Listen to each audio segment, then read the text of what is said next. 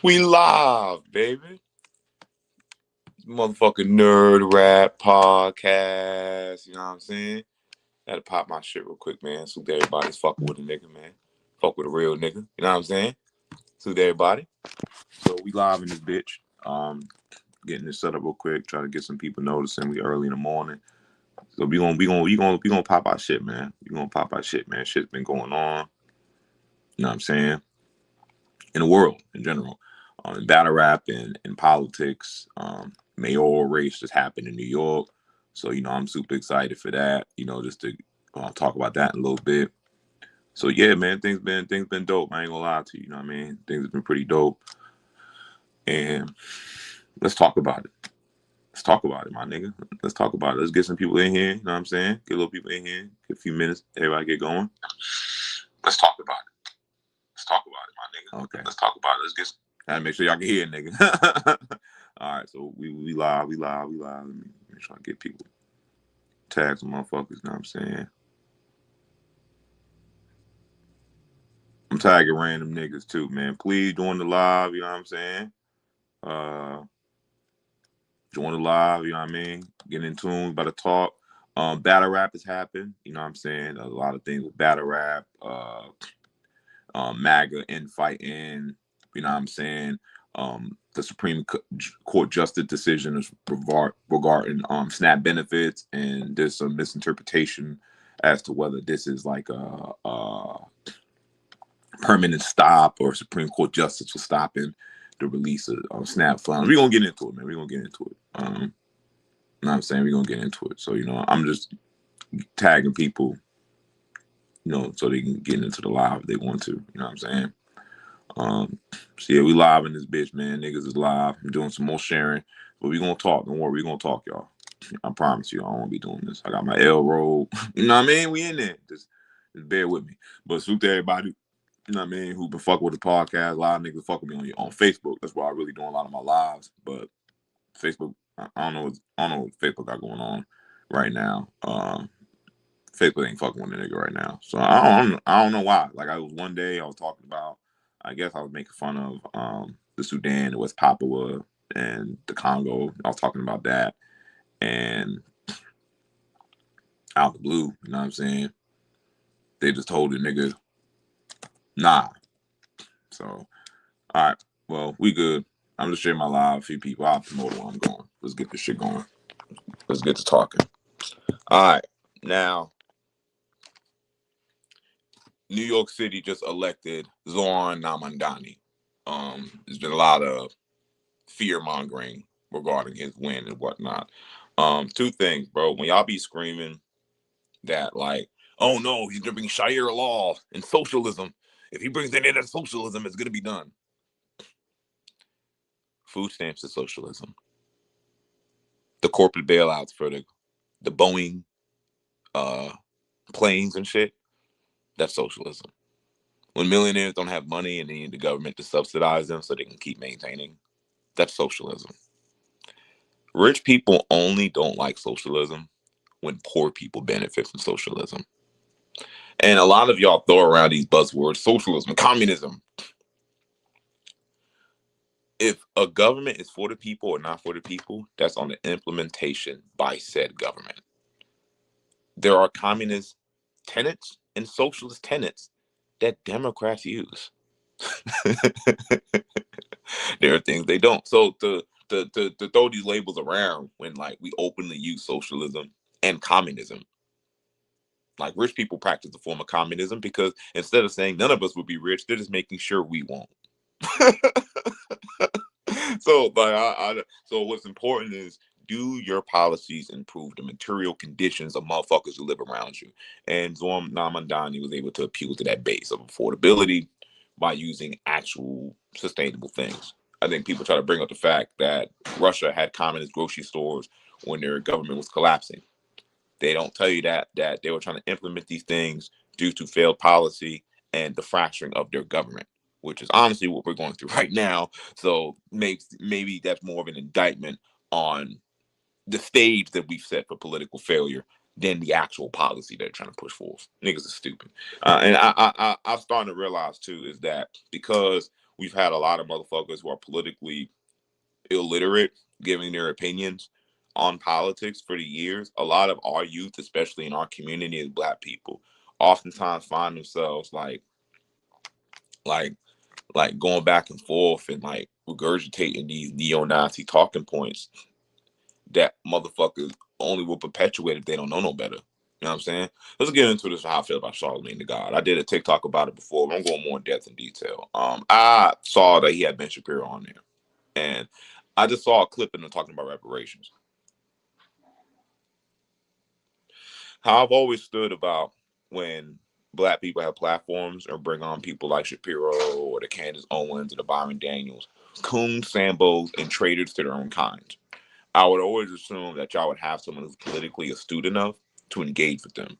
Charlemagne the God is not politically astute enough to engage with them. Charlemagne the God is trying his best to make a Republican grift while still trying to stand on business for his community. Because he said, well, Jewish people got reparations. And then you just let Ben talk and just flail around and just not make sense. But legitimizing his train of thought that's built on lies. I just want that to be clear here. A lot of Republican talking points about Black people are built on lies. Lies. So when you say reparations is going to help, and that's not the reason for the success of Israel, Israel is only successful because of the huge infusions of capital the United States gives it.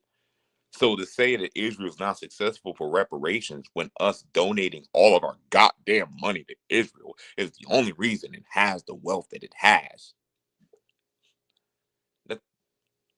that's hypocritical is what I'm saying. It's hypocritical.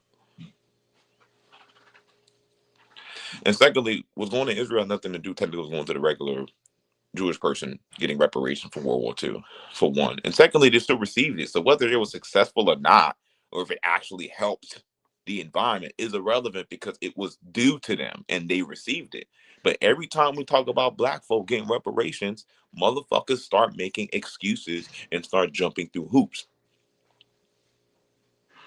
And the problem I always have with this for people like Charlemagne or the entire Breakfast Club is, why do you bring people on like this to talk about topics like this? And if you're not educated enough to stand on them, why do you bring them to the forefront? It's corny and it's disingenuous to people who are trying to actually get our people galvanized and educated to understand how politics actually affects their life. Prime example. They were just talking about how Ketanji Jackson, if I'm saying her name wrong, excuse me, but the one Black Supreme Court justice, she apparently halted SNAP payments and benefits. And you have a lot of white leftists running around saying, oh, look at her, the Supreme Court justice, blaming her, not realizing she sent it to the appeals court because it's probably going to rule in the favor of us, the people, to make sure that the Trump administration can explain why they don't want to pay the full amount of SNAP payments. Why are you trying to deny the payments? And I'm going to tell you why, because the money gone. The money's spent. All them tax cuts, that ballroom that's being built, that money's gone. That's why they only have partial payment. They don't have the money. That's why they were trying to find the money to give Argentina his bailout. They don't have the money.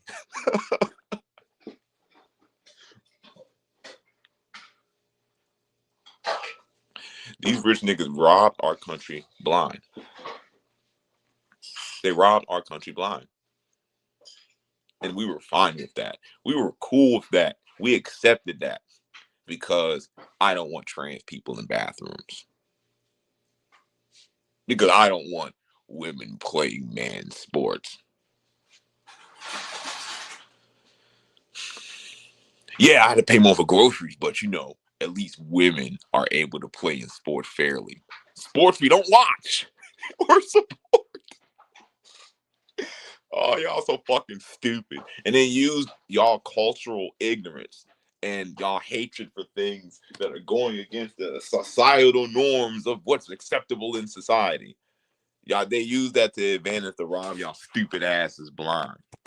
Now, what bothers me is that I see folks in my community who are like kind of sympathetic and always have this like arm out to like Candace Owens and whatnot. The only reason they're trying to make their switch now to be more palatable to Black people is that they understand that the MAGA grift is eating itself. So all of the Jewish MAGA, all of the Latinos for MAGA, all the blacks for MAGA. They getting rid of y'all niggas, bro. They don't need y'all no more. They've already made racism publicly acceptable. They don't need you job turkeys anymore. Ben Shapiro included. Ben Shapiro's getting ate the fuck up trying to stand on the hill and saying, because there's a lot of Jewish people in MAGA. A lot of the Jewish people. MAGA, same thing during World War II. There was a lot of Nazi Jews. So you always have self-hating people who go against their kind. Always. So when you see black folk who are standing with MAGA, like, you always have race traitors. You had race traitors during slavery. Like, come on now. That's why we used to say shit like, oh, Matt or Charleston White, he be making sense sometimes. He makes sense to coons. When he was running around saying he was doing political activism, he was running around doing that shit with coons. Because all the energy he gave to like street rappers, and some of them, I will say, deserved the smoke he was giving them. At the same time, you were also perpetuating stereotypes, and you were only giving them smoke because you believe that's the majority of our community. And all you motherfuckers run around saying, oh yeah, black for Trump, and Latinos for Trump, and trans for Trump, and gay for Trump. Hey, bro, y'all expiration date is coming. I don't see any comments. I'm on stream, y'all. So if you're making comments on YouTube, I don't see it for real. You know what I'm saying? I don't see it for real. But salute. I do have a link you can join. I'm gonna put that on the YouTube. If you want to give comments, you can join in on the live. We streaming for StreamYard. You know what I mean? That's what we streaming from. So if you want to jump in, fuck with me. I'm gonna post a link in the comment section for YouTube. Just give me a second. I'll post that in a moment. But yeah, so like how I feel about it when it comes to certain folks, man. We need, like, when Ole and friends, salute to Ole, and that's how I know her. So I know that's not her actual name, but I fuck with her content. And she interviewed Eric Adams on the Breakfast Club, and I feel because she was super politically astute, she was on her money, she did her research, she held him to fire. So I was actually thinking she was going to be on more often. But I guess the people in the corporate office like, ooh, hell nah, because you don't bring Ben Shapiro and Candace Owens up here and they will get flamed the fuck up.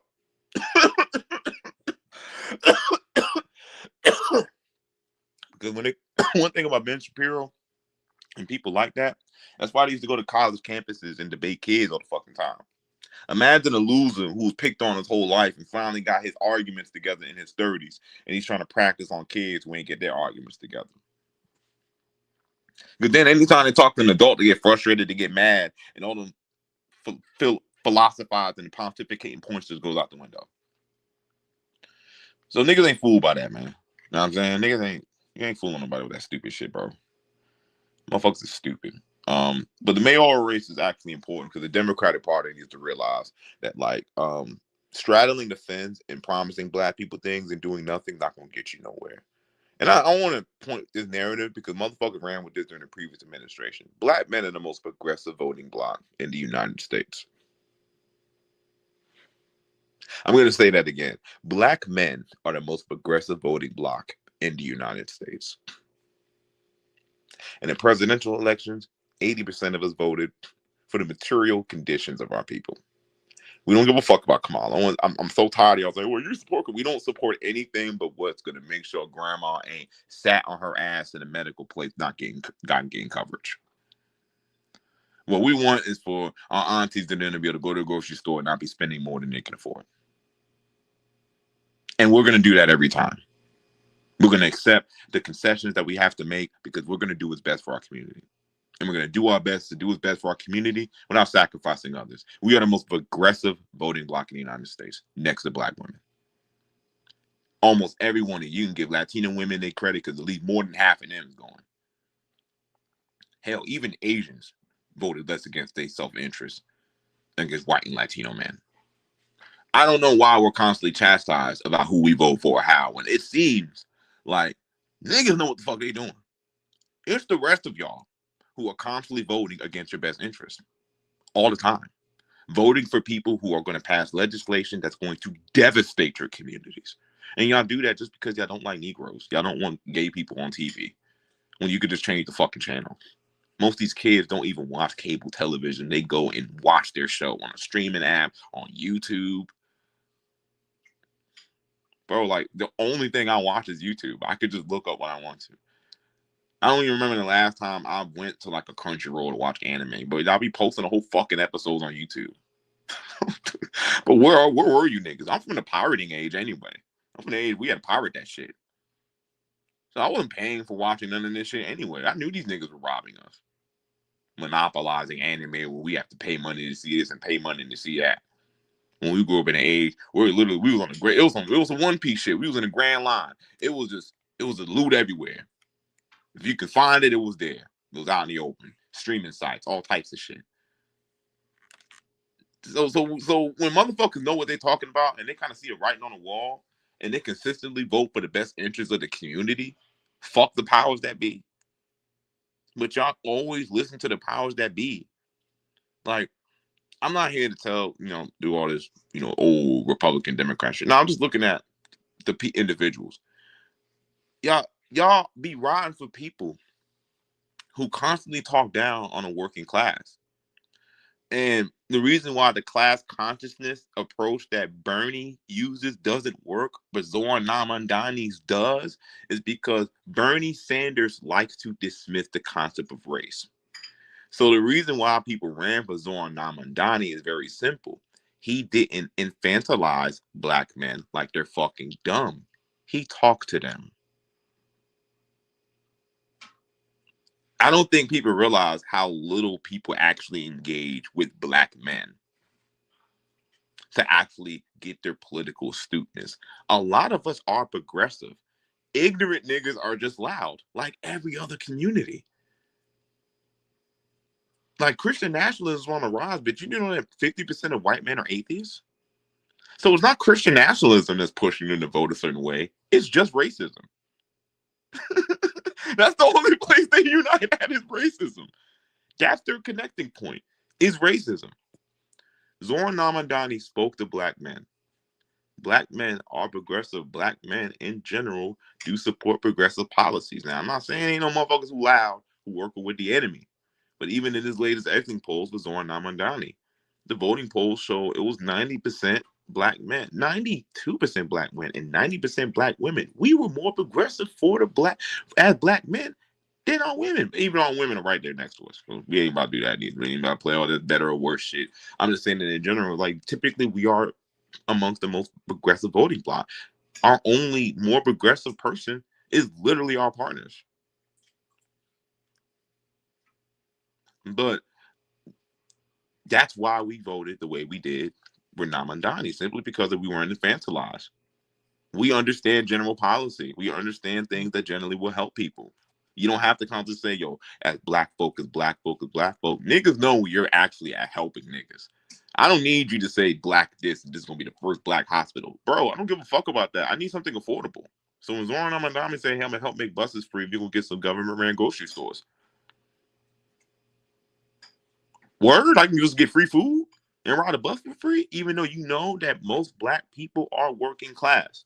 Now, some people have issue with Namandani because he said the city is built by immigrants, even though most of the central foundation of construction was done by enslaved Africans. I argue to say that, for one, I'm not about to get into the whole we was here before we come from Africa debate. I'm not. What I am going to say is that black folk were slaves. We were brought here against our own will. If you're saying you're the ancestors that were here, that were enslaved, you were still enslaved and brought to an area against your own will to build New York City. So I'm not engaging with that. I understand why people disagree, because it'd be like, hey, you saying immigrants came here and you got Dutch and Irish people saying that we built New York City, even though all y'all did was come here and get a job. But so I'm not here to jump. I understand both sides of what I'm saying. But what I am going to say is that we can still disagree with somebody and have issues with them, but understand that their policies are still a net positive for people. That's why I always say with the Kamala thing. I'm never going to stand on here and go against somebody who disagree with Kamala on foreign policy or on the background of the DA, even though some was lies and bullshit. Some of that shit was legitimately problematic, and we have a right to be like, on that. But I do feel that some people were quick to say both sides are the same when one side was not going to militarize the police because you didn't like their opinion. And I think that's disingenuous to say. I can have plenty of issues with her policies, her backing of a huge amount of exuberant funds put to Homeland Security. But I argue is that that was done basically to show the Republicans don't really give a fuck about Homeland Security, even though they did set the stage for the amount of exuberant wealth that Homeland Security would have to then brutalize American citizens. So, yes, I will say that you can have issues, but I argue that when you get down to the meat and potatoes, it's a bit more nuanced than that. And to oversimplify it just for you to not be politically active is pussy. Because regardless of whether you disagree with the establishment or not, your vote meant you were affecting the material conditions of your community. So when you niggas were running around saying it doesn't matter or niggas shouldn't vote, it doesn't matter about the candidate itself. You're voting for the immediate material conditions of your community. And a lot of you niggas decided to tell people to vote for somebody that has fired almost 500,000 black women, has cut off social services to our community, tried to eliminate grants. There's been billionaires donating to HBCUs in black communities. So to say that it will be the same conditions regardless of who won is spitting in our face after you violated us. And it's niggas who look like me who do that. You don't have to do that to say that she was problematic. So Zohar Namandani got our vote as black people because niggas understand good policy. You can't say that his policies aren't going to work when the ones we've had for generations are not working. Imagine being in late stage capitalism, watching capitalism collapse because it can't sustain itself, and then turning around to say that you don't trust progressive policy because who's going to pay for it? Who the fuck pays for our military? Who the fuck pays for our military? Who the fuck pays for us having military bases on other foreign nations, but we can't afford to go to the fucking doctor? Y'all have money to install, shadow governments, but you don't have the money for my Pepto Bismol to not be through the roof.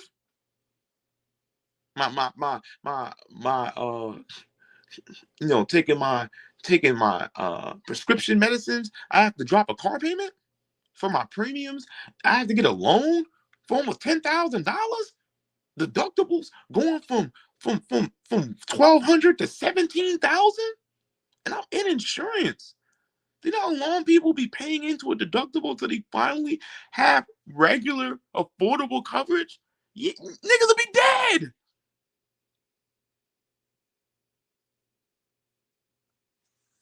Shit is outrageous. The political astuteness of who we use as black people in speaking to black folk in our community really matters. And I said all that, and why I'm raising a ruckus is strictly because Charlamagne God is a nigga who is not smart enough for the conversations he's often placed in. He's not smart enough.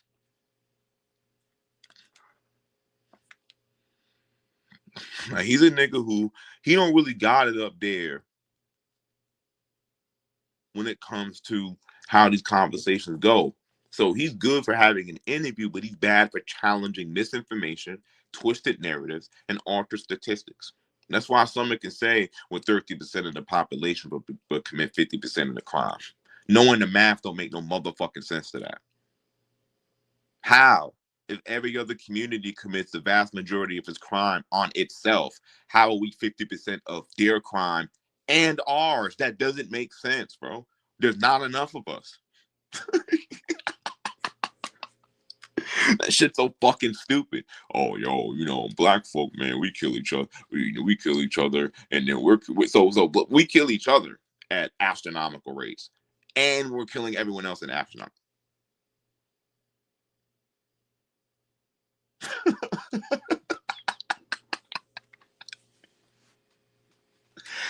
Y'all niggas dumb, bro. I ain't trying, I ain't trying to do all that. I'm just saying, man, niggas. So I know I be listening. What the fuck y'all be talking about, bro? You know what I'm saying? Like shit be insane to me, bro. Should be insane to me, bro. Listen, I'm not here to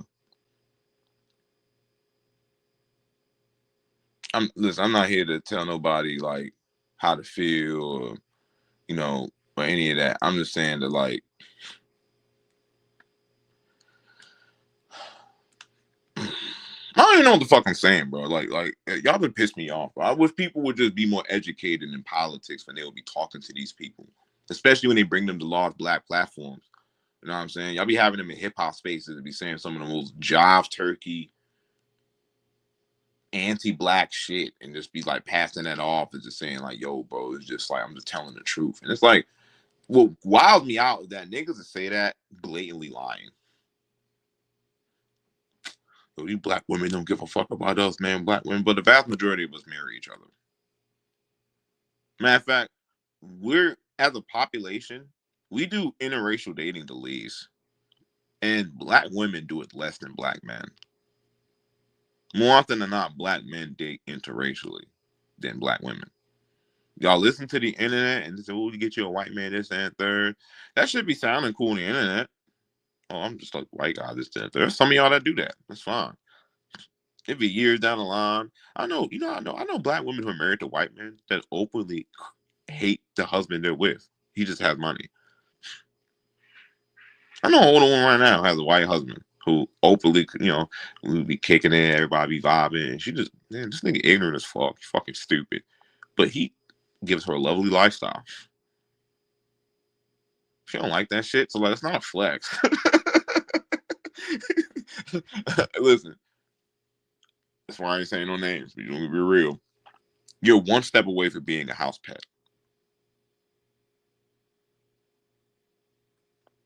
You just have privileges.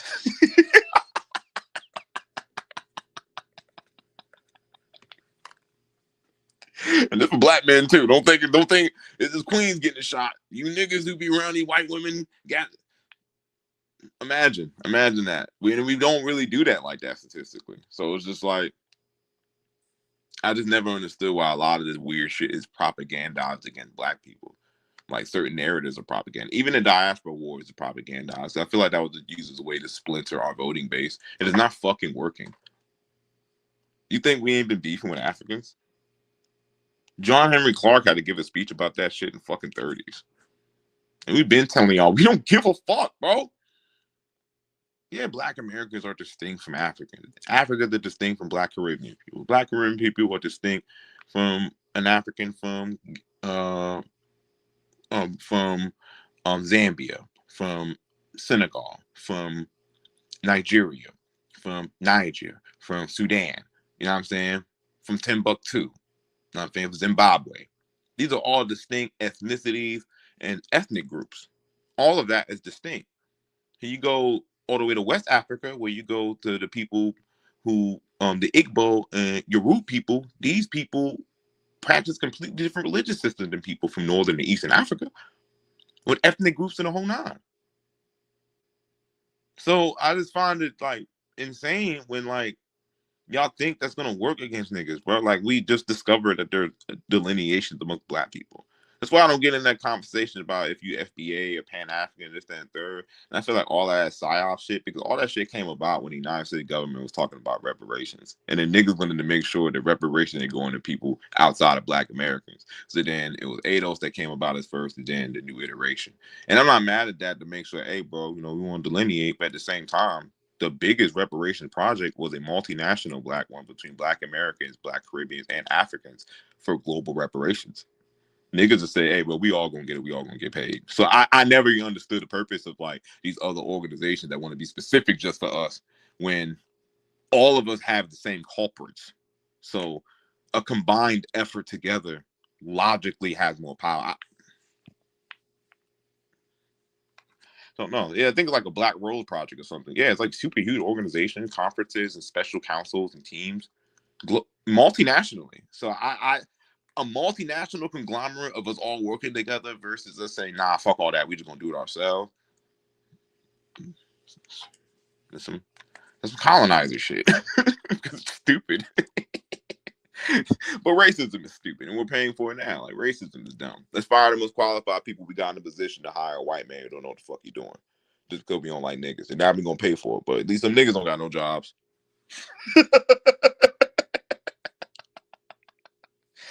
Oh my gosh, bro. Like what else we talking about today, man? Oh shit. Yeah, so the mayoral race was dope. And MAGA infighting. Oh yeah. Oh yeah. Cause the coon the Sambos, man, y'all use is expired. What do we need y'all for? I served your purpose. The Sambos served their purpose. Sambos served their purpose. All of the Sambos served their purpose. None of the Sambos have served their purpose. The Sambos are getting the boot. Officer Tatum, Candace Owens, Ben Shapiro. See, another thing with the Sambos, right? This is the crazy thing with anti-blackness and white supremacy. This is where the model minority often gets confused.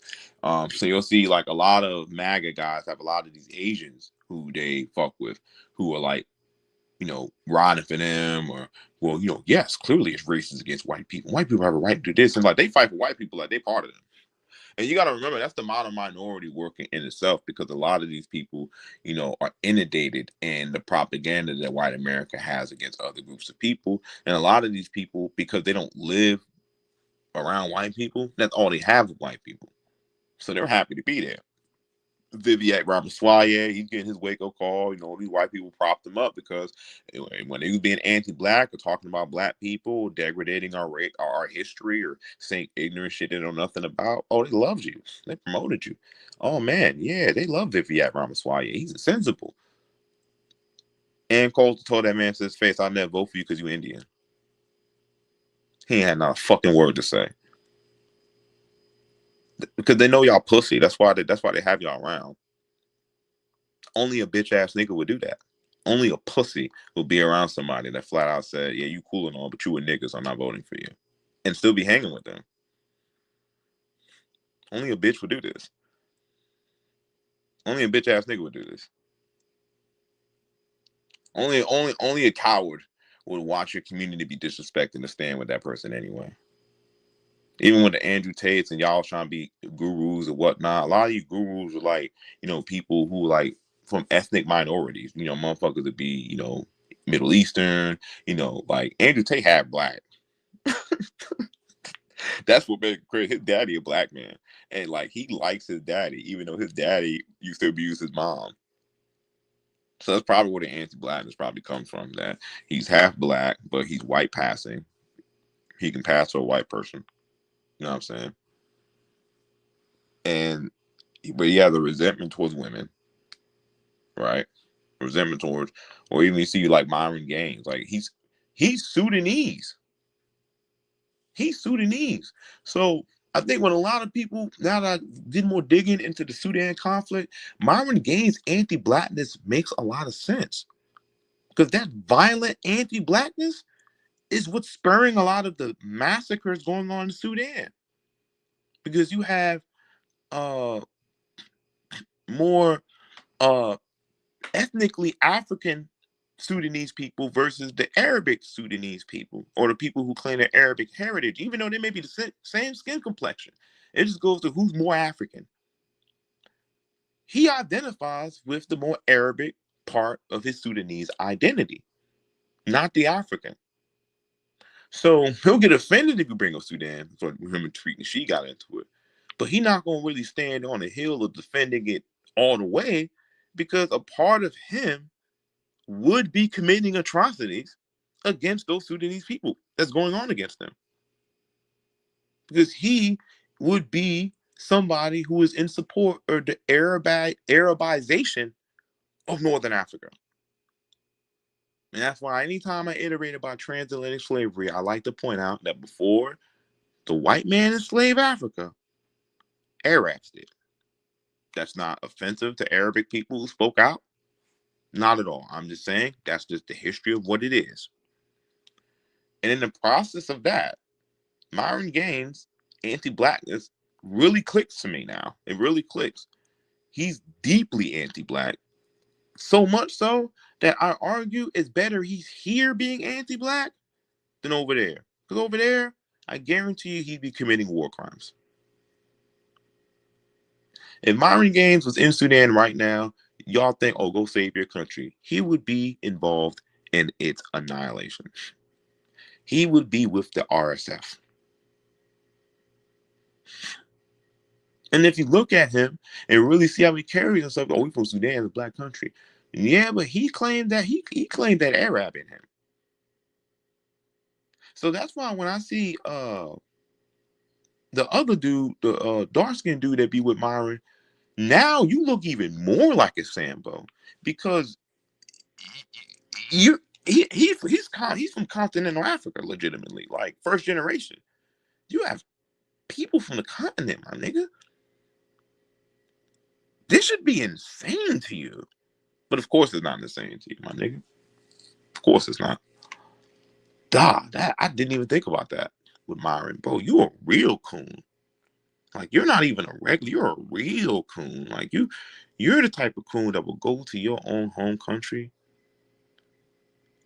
and slaughter your people, bro. Mm, mm. That's nasty work. MAGA infighting, because a lot of y'all are coons. A lot, even when you look at like Cubans who come here, man, they was fleeing Batista's fall because a lot of them were the Nazis over there in Cuba. They were the oppressive party. They were the ones hurting people. Specifically, they were anti-black as a motherfucker. And I want y'all to remember that a lot of Nazis fled to Argentina, Venezuela, and other places. Even look at our war in Venezuela. The war in Venezuela is really we're getting a lot of propagandized information because a lot of y'all be listening to coons and sambos, and coons and sambos don't question white people. So when white people are lying to them, coons and sambos believe them. They perpetuate those lies, even though they're easily disproven if you read a motherfucking book. Because they like to project that niggas don't read. You want to hide something, a black man, put it in a book. It's funny because white people don't read these books either. Well, they wouldn't have voted for this. Asians, Latinos, some black folk, ain't none of y'all read these books. So, like, what are we talking about? Hiding from black man, hiding from people? You mean people are stupid? Yeah. Yeah, everyone's stupid. Now we're figuring out. Y'all projecting how dumb niggas is and how niggas need to get it together. And we got to learn this. We got to learn that. And then we did all this learning to realize y'all dumber than us. Y'all dumb as a motherfucker. Y'all dumb as hell. Because y'all assume y'all smarter than somebody without taking the time to research nothing. That shit insane, bro. That shit insane. But I'm gonna get into the battle rap shit real quick, man. Enough politics. I know most of y'all, I'm gonna keep it bare, which I know niggas ain't astute enough for that. So for DNA, Goods, and J Mills, these niggas been having a battle. I'm gonna keep it tall. This is purely battle rap, like storytelling shit. The nigga used to watch interviews growing up or whatnot. This is just from what we pick up on because we caught a lot of inconsistencies in niggas. Goods kind of be dry hating. Goods kind of be hating sometimes. We gonna be hard. We gonna keep it a tall. Like, I'm not saying in this particular instance, but like Goods come off like the type of nigga he doing good for himself, but like you could tell when he was coming up with niggas more successful than them, he kind of be like, yeah, but you living in the past. Like him and the J Mills interaction, I think him and J Mills both have a level of delusion that we have to address. J Mills legitimately thinks like he's amazing. J Mills is not a good battle rapper right now. He's not a lyrical guy, but he's a great rapper. Like sometimes you gotta realize you could be a good rapper and not be like a wordsmith or like someone who punches consistently. Sometimes, but you just catch an ill flow, you rhyme well, you got a good rapping voice. You know, you pick nice beats. You know how to make a hook. You know how to keep niggas energized in the song. You drop some balls here and there. Like I ain't never go to Jim Mills like that. He had a couple balls in these songs.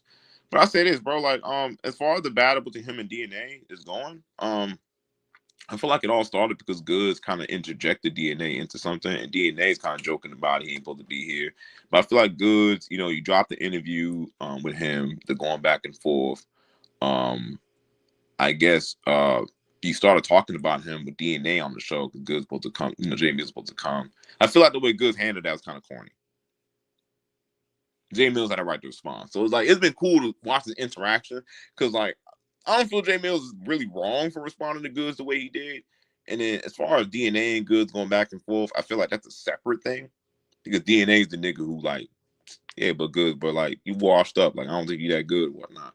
I don't think DNA's lying about that, J Mills. I'm keep talking. We gonna salute your legacy, my nigga. Like now, the argument if is J Mills a pioneer or a legend.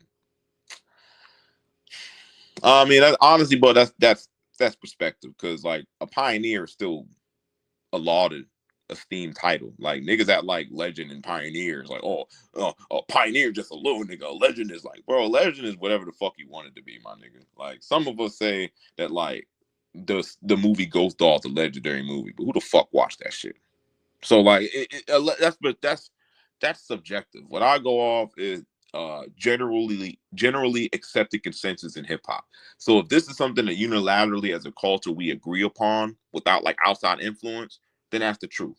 Unilaterally, we all see Jay Mills as a legend. Unilaterally in the culture, you will see Jay Mills as a legend. Um, had an iconic battle with Murder Move. You got Sonny Young Money. You a legend, my nigga. I personally wouldn't say pioneer. Pioneer is like somebody who like set a trend or is like a visionary who instituted something. Like I would say that Rakim is a pioneer in hip hop, right? Because he, to me, a pioneer is actually more esteemed personally. Like Jay Mills will be a legend because he did some legendary shit, and that's always gonna be remembered. A pioneer set a trend. You know what I'm saying? A pioneer started a wave. Rakim started an eternal half rhyming where you didn't have to rhyme the exact same consonant over and over again. Nas took that a step further and actually had internal rhymes, half rhyming, expanded the vocabulary of hip hop. You can give that to Coogee Rap as well, but these niggas are pioneers of the craft. They pushed a technique. They pushed something in the culture forward. A legend, you don't really have to push anything. You just a nigga who did it well. We always gonna remember you. You always gonna be there. Like Sirius Jones is a legend. You can disagree with him. He arguably don't be losing battles. Sirius Jones is a legend. T-Rex is a legend. You know what I'm saying? K-Shine is a legend. You know what I'm saying? I wouldn't say pioneer only because y'all came up in the wave of the pioneers. In a sense, like you can maybe T-Rex in that pioneer, but like you really set the trend. You showed nigga what back-to-back battling looks like. Let's be honest. Him and K-Shine back then were running around Cynic America. They showed nigga what it's like going back-to-back battling. So if I said these niggas were pioneers in the sense of they showed what a battle rapper can do to monetize and make money off their craft, you know what I mean? Like you could say that, but that's semantics to me. Legend or pioneer, that's semantics personally. But Jay Mills is definitely a legend. So like I don't agree with DNA on that front. I feel DNA as far as saying, yo, let's be real, make more money in music. I don't know DNA's music numbers, but DNA is making money. I be on TikTok and shit. That nigga making money. Like them battles he be doing, it be a lot of people in them views. I'm gonna tell you something, you do get paid if you got people. Like nigga, I be making a little change. I don't got no following. So I know this nigga getting a little bit of money off that. So like, so I'm not here to compare pockets, my nigga. I'm not rich, so I don't give a fuck.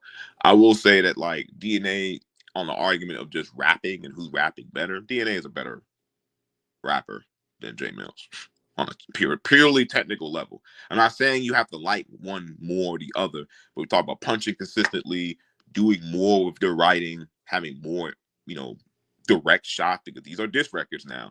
Like Jay Mills would be rapping like, spreading your lasagna, I be ripping, I be yawning, I be talking, I be tripping, he's one of those type of rappers. He'll say some dope shit, say a bar for the purpose of extending the rhyme pattern, say something else. DNA is legitimately like, I'm not wasting a line. Every line is a bar, a setup, a double entendre.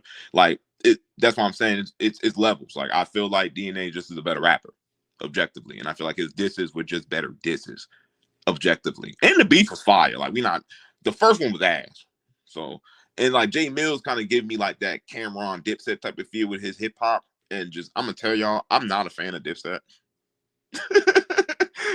Listen, I'm not knocking Cam, Joel's, Hellwell, no J.R. Ryder. Listen, I'm a hip hop fan, but out of all the New York niggas I used to listen to back in the day, I didn't really fuck with Dipset. So like Jay Mills gives me like well seasoned Dipset, and I just it don't be doing it for me. But to that credit, I will say that the DNA Never Been Outside. It's not like lyrical to me or anything. That's just a jam though. Like DNA, they ain't never been outside. That I ain't gonna lie to you. That was cooking.